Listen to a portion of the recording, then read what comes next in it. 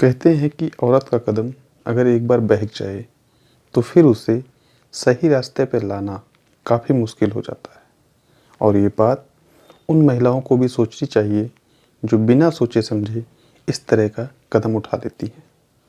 क्योंकि कोई भी महिला जब इस तरह का कदम उठाती है तो वो अपने फ़ायदे के लिए तो उठाती है, पर नुकसान किसी और को भुगतना पड़ जाता है। दरअसल आज की जो कहानी में एक महिला अपने ख्वाहिशों को पूरा करने के लिए एक ऐसे सफ़र पर निकल पड़ती है कि जिसकी वजह से कई लोग सलाखों के पीछे पहुंच जाते हैं।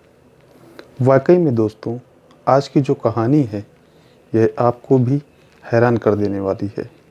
नमस्कार, मैं पवन आज की जो कहानी आपको सुनाने वाला हूँ, दरअसल ये सच्ची घटना है उत्तर प्रदेश की। उत्तर प्रदेश का एक ज़िला पड़ता है कानपुर और इसी कानपुर के एक थाना पड़ता है चकेरी। बात कर रहा हूँ मैं इसी 5 जनवरी की दोपहर के करीब 12 बजे के आसपास। दरअसल इसी चकेरी थाने में 2 बुजुर्ग पहुँचते हैं और थाना प्रभारी से कहते हैं कि साहब, हमें आपसे कुछ ज़रूरी बातचीत करनी है। थाना प्रभारी उन दोनों बुजुर्गों को बड़ी तसल्ली से बिठाते हैं और फिर उनसे पूछताछ करते हैं। उन्हीं में से एक व्यक्ति थाना प्रभारी से कहता है कि साहब, पहले आप वादा कीजिए कि जो भी बातें हम लोग आपको बता रहे हैं हमारा नाम गोपनीय रखा जाएगा। वो बूढ़ा व्यक्ति जब इस तरह की बातें थाना प्रभारी से कहता है तो इसे सुनने के बाद थाना प्रभारी को भी बड़ा अजीब सा लगता है। थाना प्रभारी थोड़ी देर तक सोच विचार करने के बाद कहते हैं कि ठीक है, आप लोग जो कुछ भी बताना है बताइए। मैं आप लोगों से वादा करता हूँ कि आप लोगों का नाम गोपनीय रखा जाएगा। तभी उनमें से एक व्यक्ति कहता है कि साहब, हम श्याम नगर के रहने वाले हैं। जहाँ पर हमारा मकान है वहीं पर एक मकान और है। उस मकान के मालिक का नाम अजय सिंह है। वो उस मकान में नहीं रहता है, बल्कि उस मकान को अजय ने किराए पर दे रखा है, जिसमें एक महिला और एक पुरुष रहता है। लेकिन उस घर के अंदर ऐसी ऐसी महिलाएं और पुरुष आते हैं जिन्हें देखकर लगता है कि शायद उस घर के अंदर सेक्स रैकेट चल रहा है। बूढ़ा व्यक्ति जब इस तरह की बातें थाना प्रभारी से कहता है, थाना प्रभारी उन दोनों को तो घर भेज देते हैं, लेकिन साथ ही साथ वादा करते हैं कि हम इसकी तहकीकात ज़रूर करेंगे। उसके बाद से थाना प्रभारी अपनी टीम के साथ स्वयं उस मकान पर ना जाके बल्कि सच्चाई का पता लगाने के लिए अपने खबरी को काम पर लगा देते हैं। करीब 2 घंटे बाद जब खबरी थाने में जाता है तो आखिरकार इस खबर की पुष्टि हो जाती है। पुलिस अब उस घर पर छापा मारने के लिए एक टीम का गठन करती है और 5 जनवरी को ही रात्रि के करीब 8 बजे के आसपास पुलिस अपनी टीम के साथ श्यामनगर इलाके में जाती है और अजय सिंह के मकान पर छापा मारती है। तो वहाँ का नज़ारा देख थाना प्रभारी भी शर्मा जाते हैं, क्योंकि कमरे के अंदर एक महिला और पुरुष आपत्तिजनक स्थिति में थे। थाना प्रभारी जब बगल वाले कमरे में जाते हैं तो देखते हैं कि उसमें भी 2 महिलाएं बैठी हैं जो सज संवर करके किसी का इंतज़ार कर रही थीं। वो दोनों महिलाएं जब पुलिस को देखती हैं तो वहाँ से भागने की कोशिश करती हैं, लेकिन पुलिस उन्हें पकड़ लेती है। दरअसल पुलिस जब इस मकान पर छापा मारती है तो वहाँ से 6 महिलाओं के साथ साथ 2 पुरुष और एक कस्टमर को गिरफ्तार करती है।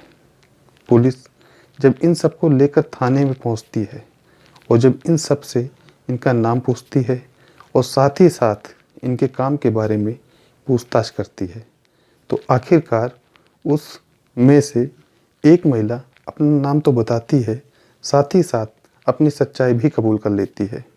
दरअसल उस महिला का नाम है अनीता और उसके पति का नाम है राघवेंद्र शुक्ला। पुलिस अब सच्चाई का पता लगाने के लिए सबसे पहले मकान मालिक अजय को भी थाने में बुलाती है और पुलिस जब अजय से पूछताछ करती है तो अजय पुलिस वालों को जवाब देते हुए कहता है कि साहब, मैंने उस मकान को किराए पे दिया था। उस मकान के अंदर ये लोग सेक्स रैकेट चला रहे थे, मुझे नहीं मालूम था। पुलिस और भी सवाल जवाब अजय से करती है। तब पुलिस को लगता है कि अजय बेकसूर है।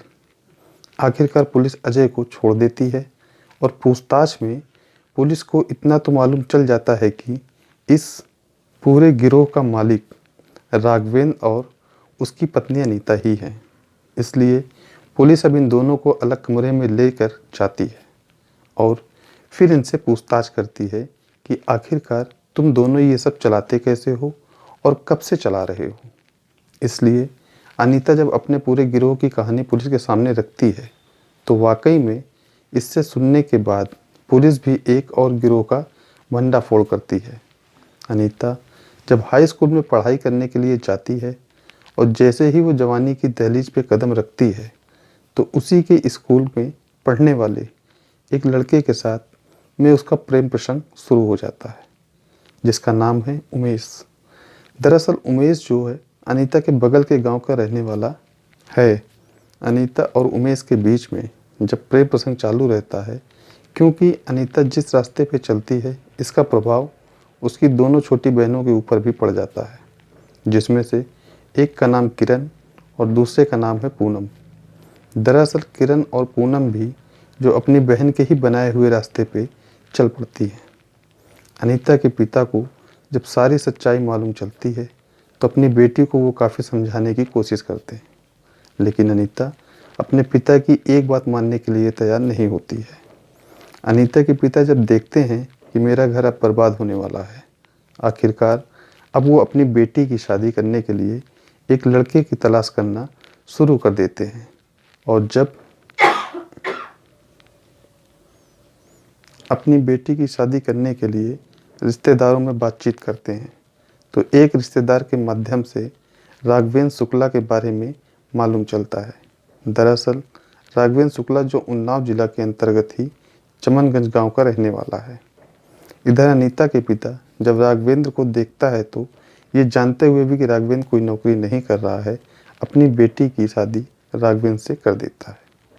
अनीता भी जब शादी करके अपने ससुराल में जाती है तो खूबसूरत पत्नी पाकर राघवेंद्र ही खुश नहीं होता है, बल्कि राघवेंद्र के माता पिता भी काफ़ी खुश होते हैं।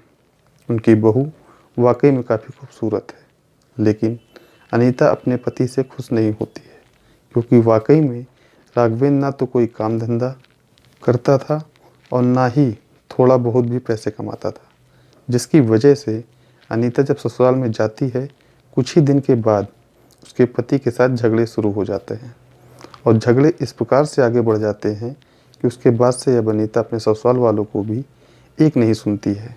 दरअसल अनीता जब शादी करके अपने ससुराल में चली जाती है तो शादी के बाद भी अनीता जब वापस अपने गांव में आती है, लेकिन अनीता ना तो अपने ससुराल वालों की बात मानती है और ना ही अपने पति का ख्याल रखती है। हालांकि अनीता के ससुराल वाले जब उसे डराने की कोशिश करते हैं तो उल्टा अनीता ही अपने ससुराल वालों को धमकी देने लगती है। दरअसल अनीता अपने ससुराल वालों को धमकी देते हुए कहती है कि जैसे मैं अपनी ज़िंदगी जी रही हूँ, अगर मुझे उस तरीके से नहीं चलने दोगे तो मैं आप लोगों के ऊपर दहेज उत्पीड़न का केस दर्ज करा दूंगी, जिसकी वजह से तुम लोगों को जेल तो जाना ही पड़ेगा। इज्जत की जो धज्जियाँ उड़ेंगी सो अलग है। इसलिए डर करके राघवेंद्र भी अब अपनी पत्नी को कुछ नहीं बोलता है और आखिरकार अनीता को उसके हाल पे छोड़ देता है। राघवेंद्र भले ही अपनी पत्नी के ऊपर दबाव नहीं डालता है, लेकिन राघवेंद्र के माता पिता अनीता को अपने घर से निकाल देते हैं, जिसकी वजह से अनीता अपने पति को लेकर के कानपुर शहर में आ जाती है और फिर किदवई नगर इलाके में एक किराए का कमरा लेकर पति और पत्नी दोनों एक साथ ही रहने लगते हैं। किदवई नगर के इलाके में जब किराए का कमरा लेते हैं उसके बाद से राघवेंद्र भी एक प्राइवेट कंपनी में नौकरी करने लगता है और फिर अनीता भी एक छोटी सी नौकरी कर लेती है। लेकिन अनीता जब नौकरी करना शुरू करती है उस नौकरी में उससे ज़्यादा पैसा नहीं मिल पाता है और मेहनत भी काफ़ी ज़्यादा होती है, जिसकी वजह से अब अनीता कम समय में ज़्यादा पैसा कमाने के लिए कोई दूसरी नौकरी ढूंढना शुरू कर देती है और जब दूसरी नौकरी की तलाश करना शुरू करती है तो इसी तलाश के दौरान अनीता कॉलगर्ल के रैकेट में आ जाती है और फिर वो देह व्यापार के धंधे में उतर जाती है। क्योंकि अनीता जवान तो थी ही, खूबसूरत भी थी। जब देह व्यापार के धंधे में उतरती है तो वो कम ही समय में अच्छा खासा पैसा कमा लेती है और जब कुछ साल का समय गुजरता है अनीता एक बच्चे की माँ भी बन जाती है। लेकिन जब देह व्यापार के धंधे में उतरती है और जब अनीता सारा गुण सीख लेती है, उसके बाद से देह व्यापार का धंधा छोड़ने के बाद अपना खुद का रैकेट बना लेती है और जब अपना रैकेट बना लेती है उसके बाद से उन्हीं सारी लड़कियों को अपने रैकेट में शामिल कर लेती है और फिर से नई लड़कियों और अपने रैकेट में लाने के लिए खास करके उन जैसी लड़कियों को टारगेट करना शुरू कर देती है जो या तो मजबूर हो या फिर गरीब हो या कोई नौकरी ढूंढ रही हो। उन्हीं सारी लड़कियों को टारगेट करके नौकरी की लालच दे करके अपने पास लेकर आती है और फिर उन्हें मजबूर करके अपने धंधे में उतार लेती है। दरअसल अनीता जब इस धंधे को शुरुआत करती है तो उसके बाद से राघवेंद्र भी अपनी पत्नी का साथ देने लगता है। उसके बाद से अनीता इस धंधे की जब शुरुआत करती है अस्थायी जगह से कहीं भी नहीं काम करती है, बल्कि साल डेढ़ साल तक कहीं जा कर के काम करती है और उसके बाद उसने उस जगह को छोड़ देती है। करीब एक साल पहले अनीता अपने पति को लेकर के जब चकेरी थाना के अंतर्गत श्याम नगर इलाके में आती है तो अजय सिंह का मकान 15,000 रुपये में किराए पर ले लेती है और फिर उसी मकान के अंदर ये सेक्स रैकेट चलाना शुरू कर देती है। दरअसल अनीता जब इस धंधे में उतरती है तो अपनी दोनों बहनों को भी नहीं छोड़ती है। हालांकि तब तक अनीता की दोनों बहनें भी शादी कर चुकी थीं, लेकिन उनकी भी माली हालत कुछ ज़्यादा बेहतर नहीं थी। एक दिन अनीता की दोनों बहनें भी जब उससे मुलाकात करने के लिए आती हैं और जब अपनी बहन से ज़्यादा पैसे कमाने का सुझाव मांगती हैं तो अनीता भी अपनी बहनों को समझाते हुए कहती है कि अगर तुम लोगों को कम समय में ज़्यादा पैसा कमाना है तो मेरे धंधे में उतर आओ। हालांकि अनीता जो देह व्यापार का धंधा चला रही थी इस बारे में उसकी दोनों बहनों को नहीं मालूम था। इसलिए अनीता की दोनों बहनें जब उससे पूछती हैं कि आखिरकार तुम कौन सा काम करती हो तो अनीता अपनी दोनों बहनों को पूरी सच्चाई बता देती है और जब पैसों की लालच देती है तो आखिरकार अनीता की दोनों बहनें भी अपने पति को लेकर के इस धंधे में उतर जाती है। हालांकि पुलिस इन तीनों को गिरफ्तार करती है, लेकिन इनके साथ साथ और 3 लड़कियों को भी गिरफ्तार करती है, जिनमें से एक का नाम है नेहा। नेहा की जो मूल रूप से कानपुर शहर की रहने वाली है। अनीता जब अपनी पूरी कहानी पुलिस को बता देती है उसके बाद पुलिस नेहा से पूछताछ करती है। नेहा कहती है कि साहब, मैं एक नौकरी की तलाश कर रही थी, इस दरमियान मैं अनीता के झांसे में आ गई और फिर अनीता ने मुझे नौकरी की लालच देकर मुझे देह व्यापार के धंधे में उतार दिया। हालांकि ये काम मैं अपनी मर्जी से नहीं करती हूँ, क्योंकि जब मैं इस धंधे को छोड़ना चाहती अनीता मुझे तरह तरह की धमकियाँ देने लगी थी और कहती थी कि तुम्हारी कुछ आपत्तिजनक फ़ोटो और वीडियो मेरे मोबाइल में पड़ा है, अगर तुम इस धंधे को छोड़ देती हो तो मैं तुम्हें बदनाम कर दूंगी। इसलिए मजबूरन मुझे अनीता के साथ काम करना पड़ता है।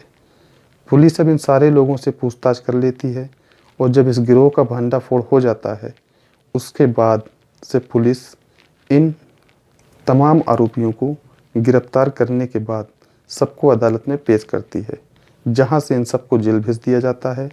दोस्तों, ये कहानी सुनाने का उद्देश्य किसी को परेशान करना नहीं है, बल्कि आपको जागरूक करना है, सचेत करना है। आप जहाँ भी रहें सतर्क रहें और स्वस्थ रहें। आपका कीमती समय देने के लिए धन्यवाद। मिलते हैं किसी नई वीडियो में किसी नई कहानी के साथ। जय हिंद, जय भारत।